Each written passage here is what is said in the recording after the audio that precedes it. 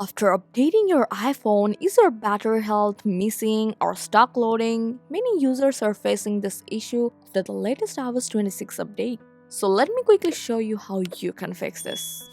So the first thing, you have to force quit the settings app, then do a force restart of your iPhone. So just press volume up button, then volume down button quickly, then press and hold the power button until the Apple logo appears.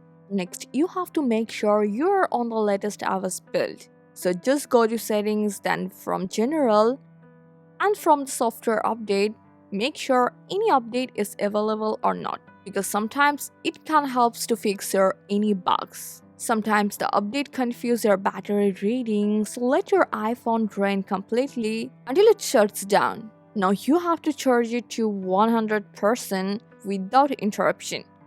Now you can check your battery health again, but if it's still missing, try restarting your settings. So just from your settings, from general, then transfer or reset iPhone, go for reset, then you have to choose the reset all settings. Don't worry, this won't erase your photos or files, just resets preference.